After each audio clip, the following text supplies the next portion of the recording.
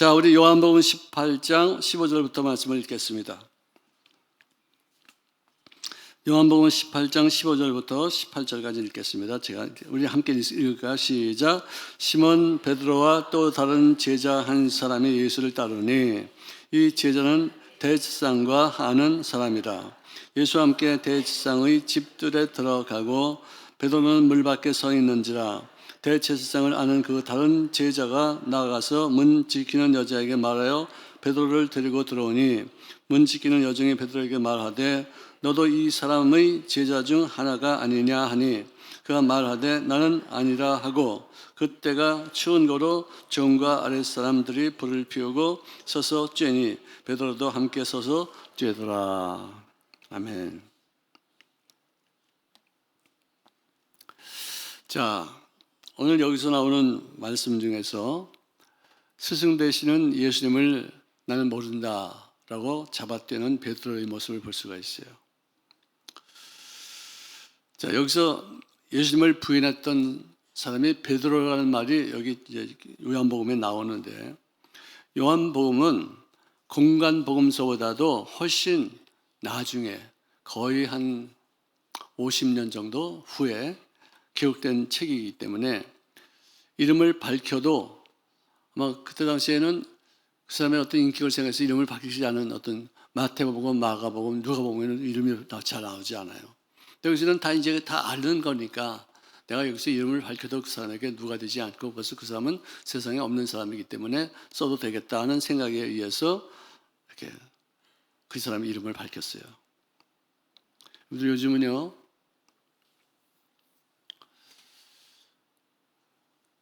명예훼손에 대한 어떤 법이 굉장히 강해요. 남의 이름 함부로 썼다가요, 굉장히 큰 코 다쳐요. 이 사람이 도둑질을 했어요. 나쁜 사람이에요. 분명해요. 근데도 이 사람을 도둑질한 나쁜 사람이다라고 말하면은요, 명예훼손에 들어가요. 그만큼 한국은 개개인의 인격체를 굉장히 중요히 여겨서 범죄를 했는 사람들의 얼굴도 이렇게 자막 처리를 해서 안 보이게 만들어요. 이번에도 일본을 갔다 왔지만 일본에서는요, 어른이건 어른이건 할 것 없이 어린애들 아주 어린 애들은 뭐 안겠지 안 그런데 대충 한 17세 이상 되는 애들이나 30세, 80세, 90세 된 사람들이나 범죄한 사람들은 얼굴 그대로 딱 갖다 비춰요. 그래도 아무 소리 못 해요. 너는 죄를 지었기 때문에 사람들한테 인격적으로 모독을 당해도 된다는 그런 뜻이에요. 한국에서는 그렇게 하면 안 돼요. 한국에는 지금 이제 사형 제도도 거의 없어요. 이 사람이 사람을 죽였어요. 사람의 목숨을 아끼지 않는 사람이에요. 어떻게 사람을 갖다 죽일 수가 있어요? 얼마나 악하고 얼마나 독하면 그럴 수 있겠어요? 제가 차를 타고서 그때 시카고에 있을 텐데 어느 마을에 이제 관광사만 이제 갔는데 기러기가 이만해요. 기러기가 이만해요. 오리보다 훨씬 크죠. 그놈들이 꽉 하면서 이렇게 뒤뚱뒤뚱하면서 가는데 우리 딸내미하고 이렇게 가다가 오리를 이렇게 살짝 탁 쳤어요. 와! 그런 무슨 다치지도 않았어요. 근데 우리 딸내미하고 우리 아들내미가 나를 얼마나 공박하는지 지금도 나 잊어먹지 않아. 아빠! 왜 정신 차려! 왜 오리를 갖다 왜 궁뎅이를 치냐고 말이지. 그냥 죽으면 어떡하냐고 그러서 오늘 난리를 치는데, 야, 아빠 인격이 중요하냐? 오리의 인격이 중요하냐? 오리 다친 거 갖고 이렇게 아빠를 그렇게 투박하면 어떡하냐? 내가 그랬더니 아빠 조심하면 된 걸 갖다 이렇게 조심하지 않으니까 그렇게 되지. 근데 진짜 요즘은요, 강아지 인격이 더 중요해요. 지금은요. 사람들이 아주 우습게 여김을 당하고요. 강아지가 아주 왕처럼 노릇해요. 아니, 어떤 엄마가 텔레비를 보다가 이렇게 가가지고 커튼을 이렇게 만지니까 강아지가 쫓아오더니 그 커튼 만지지 말라는 거야. 그냥 이건 내 관할이고 내 영역이기 때문에 여기 오지도 말라고 막 그래요. 텔레비에 나왔어요 그게. 그러니까 또 엄마가 또 그래 알았다 그래 미안하다 그러서 또 넘어가 또 이게 아유 정말. 아니 텔레비를 못 봐. 소파에 앉아가지고 멀쩡히 저기 있다가 지 생각이 나면 또 올라가지고 주인 보고서 나가래. 여기 내 자리인데. 나가래. 자기가 순위 1위라 이거죠. 아버지나 엄마나 애들 전부 다 바닥에 안 깨고 자기는 거기 소파에 탁 누워가지고 개팔자 그냥 그래서 텔레비 다 이러고 보고 있고. 참 진짜. 어쨌든요, 한국에서는요 명예훼손이 굉장히 무서워요. 나도 그걸로 걸려봤어요. 자기 명예를 훼손했다고 해서 나에게 법으로 걸었어요. 경찰 가서 나 조사받았어요. 모르죠? 알아요, 몰라요? 몰랐죠? 한 1년 됐나 2년 됐나. 나를 자기 이름을 욕되게 했다 이거예요. 근데 조사를 다 하더니 조사관이 목사님 별 내용은 없는데요. 그래서 나는 떨려서 그래도 혹시 또 내가 뭐 잘못한 거 있으면 또 걸려드는 거 아닙니까? 절대로 이 걸릴 게 하나도 없습니다. 그래서 무혐의 처리해가지고 나한테 공문이 나와. 검찰에서 나한테 공문이 나오더라고. 증거 불충분, 무혐의 처리. 무슨 말도요, 잘못 말하면 걸려들 수 있어요. 우리 한국의 법이 그래요. 우리 정말로 베드로도 여기 이름을 갖다 쓰는 거죠. 이것도 명예훼손에 들어갈 수 있어요. 근데 이제는 다 알아진 것이고 세월이 많이 지나갔기 때문에 이제 써서 이제 괜찮다는 것인데 어쨌든 이제는 자기 이름이 밝혀진다 할지라도 본인에게 아무런 영향을 주지 않았을 것을 여김으로 말미암아 이제는 밝히게 된 것이에요. 이제는 이 사람은 누구냐? 베드로였다. 당시 역사적인 상황을 적나라하게 보여주는 것으로 판단했었어요. 베드로라는 이름을 내가 빼면 이것이 역사적인 어떤 진리가 되지 않을 수도 있겠다. 사람이 누구의 것인가를 분명히 적어놔야지만 이것이 진짜 있었던 일이다 하는 것을 증명할 수 있을 것이다 라고 생각이 든 것이에요. 자, 마가복음 14장 54절에는 베드로가 예수를 멀찍이 따라 대제사장의 집들 안까지 들어가서 아랫사람들과 함께 앉아 불을 쬐더라 하고 기록합니다. 베드로가 그래도 양심이 있어서 예수님을 부인하고 나서도 확 도망가지 않고 어떻게 되나가 멀찍이 따라서 가는 거예요. 쫓아가는 거예요. 갑자기 이분이 짜잔 내가 메시아다, 내가 하나님의 아들이다, 이 나쁜 놈들아, 거기서는 번개를 치고 막 지진을 일으키고 막 큰 혼란을 막 일으키면은 주님 착 제가 여기 왔습니다. 저는 도망가지 않고 주님을 끝까지 지키려고 여기 있었습니다라고 말할 것이고, 예수님이 거기서 붙잡혀가지고 진짜 십자가에 못 박혀 죽으시면은 내가 의지할 데도 없다, 이제는 내가 더 받은 것이 다 꿈이 다 깨졌다 싶어서 도망가자 해가지고 안전거리 확보. 그래가지고는 주님이 가신 대로 따라갔다 이렇게 거리 멀찍이 따라가는 거예요. 가까이 가지도 않고 또 아주 도망가지도 않고 따라갔다. 여러분들 베드로를 우리가 욕할 게 없어요. 이 모습이 누구의 모습이냐? 우리들의 모습이에요. 요즘 또 예수님 부인할 때 참 많습니다. 참 우리 일상에도 자주 있는 일이죠. 자, 그런데 이 상황을 요한복음 오늘 본문 말씀에는 베드로는 문 밖에 서 있는데 그러니까 대제사장을 아는 그 다른 제자가 누군지를 몰라요. 근데 나중에 이제 어떤 여자가 베드로는 알아보는데 대제사장을 알고 있는 제자가 저 베드로 좀 데려오라고 할 때는 아무 소리 안 했었어요. 그러고 보니까 아마 요한은 아닌 것 같아요. 요한도 만약에 거기 있었다가 베드로를 대제사장 안다고 해서 거기 들어갔다가 베드로를 좀 데려오라고 하면서 여정에게 시켰으면 당신도 예수님하고 같이 있었던 사람인데 어떻게 된 겁니까? 라고 물었을 텐데 거기는 묻지 않냐고 베드로만 갖고서 물어본 걸 봐서는 요한은 아니었을 것이다. 익명의 어떤 12명 제자 중에서 어떤 사람인데 잘 눈에 띄지 않았던 사람 중에 하나였을 것이다. 아니면은 12제장 외의 인물 중에서도 니고데모나 아리마대 요셉 같은 예수님을 스스로 섬기고 있던 사람들이 많이 있었는데 그 중에 어떤 한 분이 됐을 것이다. 추측이지가 아무것도 아니에요. 아무도 몰라요. 어떤 사람이 대제사장을 잘 알기 때문에 베드로를 그곳까지 인도하는 어떤 일들을 감당하게 될 수가 있었다는 것이죠. 자, 베드로를 문 안으로 들어오게 하고 나니까 문 지키는 여자가 말하기를 베드로를 데리고 들어오니 문 지키는 여종이 베드로에게 말하기를 너도 이 사람의 제자 중에 하나가 아니냐. 그랬을 때 이 베드로가 놀래가지고 깜짝 놀랐어. 여자 앞에서 그래 제자다 그래 어떨래 그래 이렇게 해도 되는데 너무 두려운 나머지 깜짝 놀라서 나 아니야, 나는 이 사람 제자 아니야 라고 말했어요. 그때가 아주 추웠기 때문에 종과 또 그 종의 수하 밑에 있는 사람들이 불을 쬐우고 서서 쬐 있는데, 이러고 이렇게 서 있는데 베드로도 함께 거기 서서 쪼이고 있었더라. 불은 따뜻하지만 마음은 얼마나 번납스러웠을까. 제가 고등학교 때인가 중학교 때인가 친구들하고 이렇게 쫙 이렇게 길거리에 담이 있는 거기서 이제 햇빛이 쨍쨍 비치는 그 추운 겨울에 정말 따뜻하더라고요. 근데 어떤 할아버지가 거기 가마떼기를 깔고서 이렇게 누워있다가, 야, 태양이 이렇게 따뜻하니 여기가 천국이구나, 그런 말을 한 게 지금도 기억이 나요. 그 할아버지에게는 아무것도 소용이 없어. 지금 이 추위를 견디시는 햇빛만 있으면 그게 최고의 행복인 거야. 더 보통 때는 이런 행복이 없었는데 지금 이렇게 햇빛이 이렇게 있는 걸 보니까 정말 여기가 천국이구나. 여러분들은 언제가 여러분들의 천국입니까? 예? 여러분들은 언제가 제일 좋은 때가 천국이라고 생각할 수 있을 때입니까?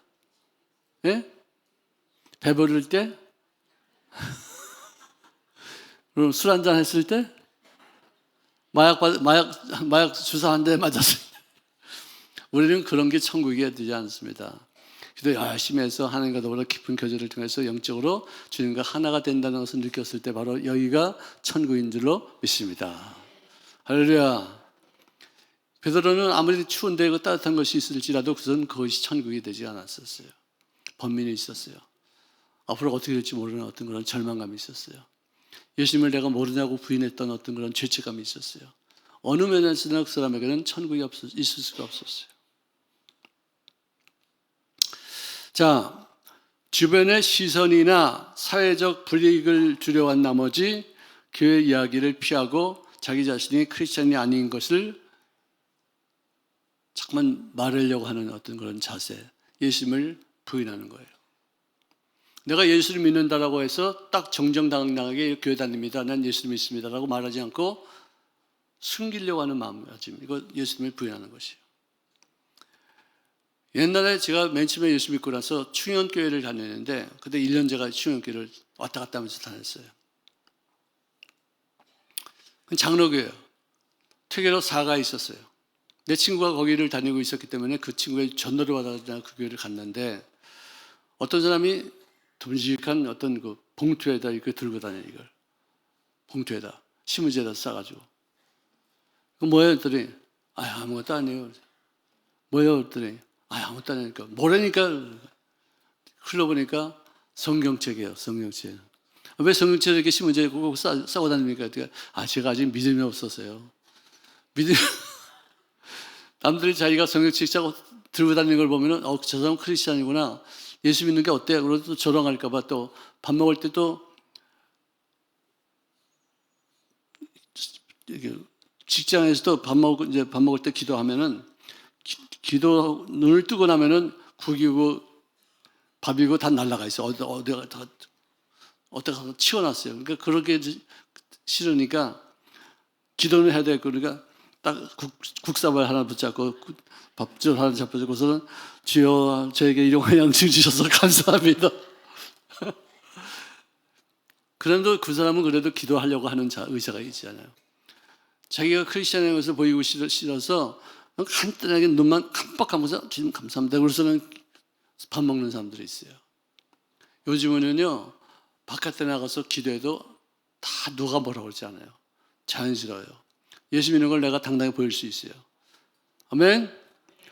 그래서 어떤 사람은 내가 기도하고 나니까 목사님이세요? 그래서 네 목사입니다. 그랬더니 목사님 어떻게 교회 장사 잘 돼요? 근데 진짜 조롱하는 거죠. 조롱하는 거죠. 우습게 여기는 거죠.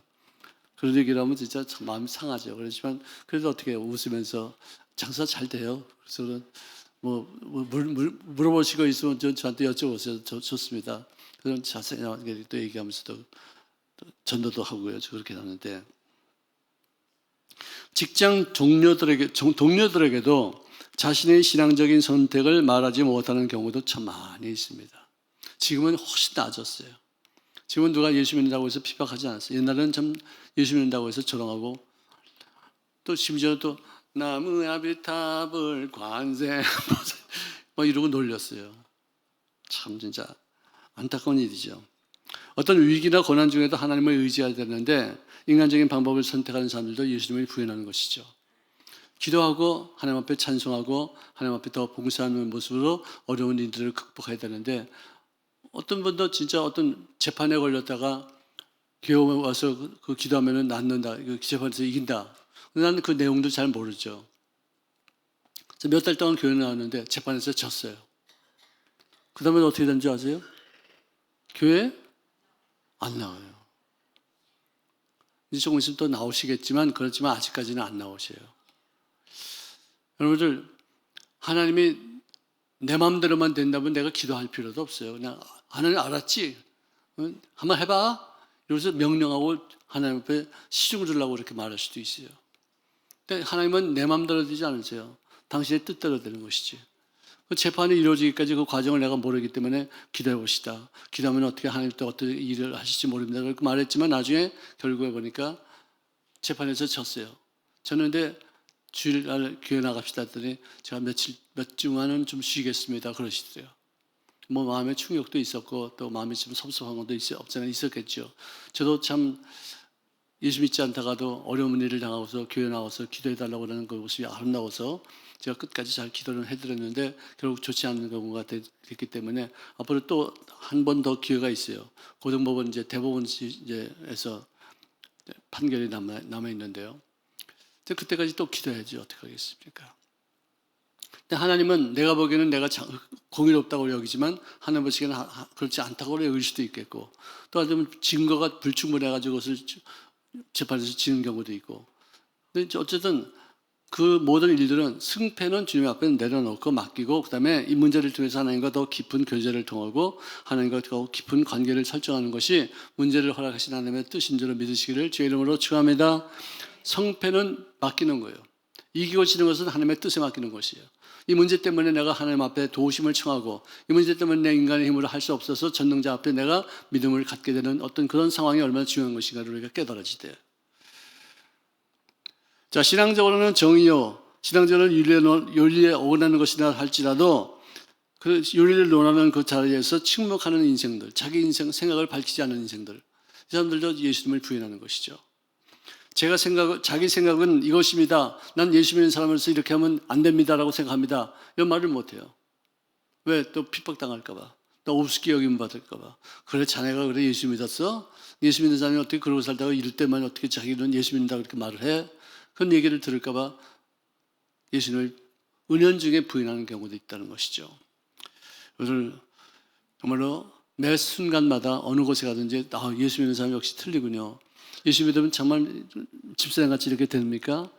정말 아름답습니다. 훌륭하십니다. 어떻게 이렇게 상처를 받고도 그렇게 아픔을 겪고도 손해를 보고 나서도 그를 위해서 기도할 줄 알고 그를 위해서 기도하면서 용서도 할 줄 아는 것을 보니까 참 사람은 아름답습니다. 이런 어떤 칭찬을 들어야지 돼요. 예수 믿는 사람이나 안 믿는 사람이나 똑같이 하면은 그 우리가 뭘로 갖고 우리가 전도를 할 수 있겠습니까? 그래서 정말 기왕에 예수를 믿었으니까 잘 믿어보자고요. 아멘. 멋지게 한번 예수 믿는 사람답게 사시고 있기를 주의 이름으로 축원합니다. 시험이나 유혹이 생겼을 때에도 순간적으로 자기 자신의 믿음을 저버리고 유혹에 빠질 때가 있어요. 나는 이제 내 친구들 만나면은 전부 다 내가 예수 믿는 사람이고 목사니까 나한테는 술 이제 권하지 않아요. 근데 제 친구들 중에서는 집사도 있고 장로도 있어요. 근데 걔네들하고 이렇게 같이 이렇게 식사하면은 꼭 안 믿는 것들이 걔네들한테 야, 한잔 해야지. 어이? 그러면 내 눈치도 보고 얘 눈치도 보고 어쩔 줄도 몰라가지고 절절절 매는 친구가 있어요. 그럼 내가 야, 먹으려면 먹고 마시려면 말려면 말어. 내 의식하지 마. 그러면 야, 괜찮니? 그러면 한 잔 정도는 괜찮냐? 그래서 나한테 묻지 말고 네가 해. 알아서 해. 왜 나한테 왜 허락을 왜 받아? 지가 알아서 해야지. 먹지 말라고 그래도 먹을 마음이 있으면 먹는 것이고 먹으라고 그래도 먹지 않을 마음이 있으면 자기가 먹지 않는 것인데 나한테 왜 물어봐야 돼? 참. 난 예수 믿는 게 참 좋아요. 여러분들 예수 믿는 게 참 좋죠? 정말 저는 정말 자유로워요. 어떻게 이렇게 어쩌다 예수 믿고서 이렇게 아름다운 인생을 살 수 있게 됐을까? 참 뭐 흔들거릴 것도 없어. 아니면 아니고 기면 기지 뭐 여기서 왔다 갔다 유혹에 간다 이렇게 왔다 갔다 할 필요도 없다는 것이에요. 불우한 이웃을 보고도 모르는 척하는 것도 예수님을 부인하는 것이에요. 성경의 가르침을 받아본 적이 없는 척하는 것도 예수님을 부인하는 것이에요. 성경에 이렇게 말씀했는데 왜 이렇게 예수 믿는 사람이 그렇게 하지 않냐? 그런 얘기 들을까 봐 예수 믿는 척하지 않아요. 베드로의 사건은 단순한 옛날 이야기이거나 아니면 이례적인 어떤 실수에 끝나는 것이 아니라 크리스찬들의 일상에서 반복되시는 여러 가지 일들이 여기 기록된 것이라고 나는 생각해요. 우리도 베드로하고 누구 욕할 거 없어요. 우리도 언제 어느 때문에 어떻게 될지 아는 것도 몰라요. 아무리 믿음이 강하다 할지라도 어떤 상황에서 그 믿음을 깨트려야 될 어떤 상황이 있을 수도 있는 것이요. 죽음을 눈앞에 두고서 살겠다고 해서 거짓말할 수도 있어요. 정말로 우리는 누굴 판단할 수 없어요. 나도 어떻게 될지 모르기 때문에. 여러분들 요즘 와서 누가 순교하겠다는 말을 하면은 사람들 순교라는 것을 받아들일 수 있겠습니까? 요즘 순교하자 그러면 순교 못한다. 너나 해라, 너나. 옛날에는 순교를 당연한 것으로 여겼어요. 왜? 방법이 없으니까. 믿으면은 믿고 안 믿으면 죽임 당하니까. 아니죠. 거꾸로 말했네요. 믿으면 죽고요. 안 믿으면은 살아나니까 어떻게든지 하나님을 체험한 사람들은 천국이 있다는 것을 믿고 더 이상 어떤 선택의 여지가 없으니까 믿고서 그냥 죽고 순교하는 사람들 많이 있어요. 일본이 지금 이렇게 지금 복음화 되기 어렵다고 하지만 일본에서 순교한 사람들이 한국에 순교한 사람들의 한 100배는 더 많을 거예요 아마. 엄청나게 순교 많이 했어요. 거짓하거든요. 타협이 없거든요. 진리 한번 받아들이면 거기서 끝나요. 정말 무서운 사람들이에요. 오키나와가 그래도 이번에 우리 순복음 도봉교회에서 여의도 순복음교회가 중심에서 순복음 동경교회와 함께 음악회를 통해서 어떤 춤을 통해서 문화적 활동을 통해서 전도 사역을 이제 감당했는데요. 참 정말 감동받았어요. 아, 일본은 이렇게 해야 되겠구나 하는 생각을 좀 분명하게 됐어요. 왜 그런 일을 우리가 생각지 못했을까? 순수하게 복음 전파로만 이렇게 행동했지 정말 어떤 그 문화적인 요소, 음악적인 요소, 춤이나 어떤 다른 어떤 문화적인 활동, 액티비티 같은 것을 했으면 더 훨씬 더 좋았을 텐데 왜 그런 걸 우리가 생각하지 못했지? 그런 생각을 좀 했었어요. 우리를 정말 복음 전파하기 위해서 우리가 주님을 위해서 쓰임받는 인생이지만 그 복음 전파하기 위해 복음에다가 당의를 해야 돼요. 수가 코트를 이해해야 돼요. 약은 쓰지만 몸에 좋기 때문에 그걸 먹기 위해서 거기다 설탕을 발라가지고 괜찮네, 달콤하네, 쓰지 않네 하고서는 먹고서는 그 약효가 우리 몸에 나타나게 되는 어떤 그런 일들이 필요하다는 것이죠. 복음을 전파하기 위해서 지혜롭게 우리가 잘 그들의 마음에 부담감 없이 쉽게 받아들일 수 있는 어떤 그런 분위기 창출을 위해서 쓰임받을 수 있기를 주의 이름으로 축원합니다. 아멘. 아멘. 예수님의 제자들과 그의 교훈에 관한 대제사장의 신문이 이제 시작됩니다.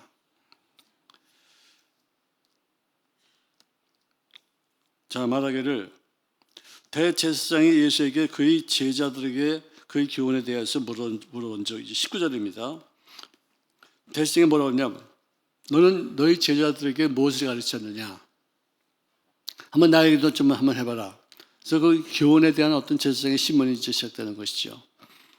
그런데 그랬을 때 예수님이 하신 말씀은 공개적으로 내가 이 사람들에게 가르침을 행한 것인데 무엇을 가지고 내가 또다시 설명할 필요가 뭐 있겠느냐. 내가 은밀한 중에 한 것도 아니고 몰래 한 것도 아니고 사람들이 다 듣는 데서 모두가 다 네가 정말 내가 어떤 가르침을 했는지를 내가 알고 싶으면은 네 제자들에게 네 사람들에게 한번 물어봐. 내가 무슨 말을 했는지. 내가 말하면 내가 나 자신에서 변호하는 것밖에 더 되겠느냐. 나는 일단 말씀을 전파하고 말씀을 바르게 했고 왜곡한 것도 아니고 숨겨서 한 것도 아니고 비밀스러운 것도 아니고 공개적으로 한 것이기 때문에 많은 사람들에게 한번 네가 직접 물어서 나를 신문하라. 아주 당당하신 것이죠.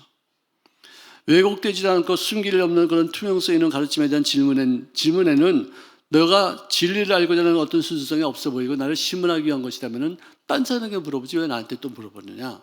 너가 정말로 진리를 알기 위해서 나에게 어떤 가르침을 묻는다면 내가 너에게 가르쳐 줄 수 있겠지만 나를 올가 잡아내려고 나를 갖다가 뭐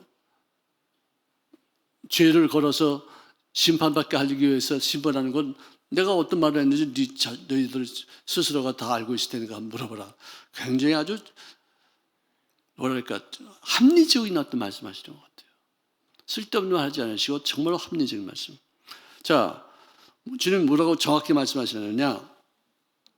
내가 드러내놓고 세상에서 말하노라. 모든 유대인들이 모이는 회당과 성전에서 내가 가르쳤고 은밀하게 아무것도 말하지 아니하였거늘 어찌하여 내게 묻느냐? 내가 무슨 말을 하였는지 들은 자들에게 물어보라. 그들이 내가 하던 말을 내가 무슨 말을 했는지 지금도 아마 기억하고 있을 테니까 물어보라. 참 주님께서는 정말 기가 막힌 말씀하셨어요. 그랬을 때 예수님이 하시는 그 항변을 들었던 하속 하나가 있었어요. 하속은 뭐냐면 대지상의 밑에서 일하는 어떤 그런 품꾼들이겠죠. 근데 지금 아마 대지상의 비위를 건드리는 어떤 그런 말 같은 것이기 때문에 대지상에 잘 보이기 위해서 너 엎드리게 대제사장님께 버릇되기 없이 이렇게 항변하고 대드느냐 하면서 손으로 착 때렸어요. 내가 어떻게 대제사장에게 이같이 대답하느냐. 그랬을 때 주님이 하신 말씀이 내가 말을 잘못했으면 그 잘못한 것을 증언하라. 내가 무슨 잘못한 거 있으면 말해라. 내가 맞겠다. 바른 말을 하겠으면 네가 어찌게 나를 치느냐. 내가 바른 말을 했는데 왜 네가 나를 치느냐. 이거. 내가 한 말이 틀렸느냐? 틀렸으면 한번 다시 한번 얘기해봐라. 이거. 저는 이것을 읽으면서 무슨 생각을 했느냐. 예수님께서 마태복음 5장에 또 눈은 눈으로 이는 이로 갚으라고 했던 것을 너희가 들었으나 나는 너희에게 이르노니 악한 자를 대적하지 말라. 누구든지 내 오른뺨을 치거든 왼뺨도 돌려대며 라고 기록되어 있어요. 예수님 여기서 한 대 맞았어요. 딱 그러면 우리가 말씀하신 대로 왼뺨을 또 대야 될 거 아니에요. 여기서는 그렇게 하지 않으셨어요. 왜 나를 치느냐? 딱 당당하게 대하셨어요. 이 말에 여러분들 누구든지 내 오른뺨을 치거든 왼뺨을 돌려대라고 하는 그 말은 누가 너를 때리면 더 맞으라는 그런 뜻이 아니죠. 누가 때리면 더 때려봐 이렇게 하는 그런 뜻이 아니에요. 보복하지 말라 그 뜻이에요. 한 대 맞았으면 한 대 더 맞을지언정 보복하지 말라 이 뜻이에요. 보복의 악순환을 끊고 불의의 부당함에 대해서 분명히 하신 말씀이 뭐냐? 내가 말을 잘못했더라면 그 잘못한 것이 무엇인지 너가 증언하라. 내가 바른 말을 했는데도 불구하고 네가 어찌해서 나를 치느냐 하면서 상대를 때리거나 욕되게 하거나 폭력으로 대응하는 어떤 장면이 아니라 오히려 폭력은 그대로 감수하시되 맞았지만 그것을 진리를 침묵으로 덮어주지 아니하시고 그들의 행위가 부당하다는 사실을 정확하게 차분하게 착 드러낸 것이. 내가 어떻게 죄 없이 너한테 맞을 수 있느냐. 잘못된 거다. 죄 있는 사람을 때리면 내가 맞을 수 있는데 어떻게 네가 이렇게 죄 없는 사람들 함부로 이렇게 뗄 수 있겠느냐. 아주 정확하게 말씀하셨어요.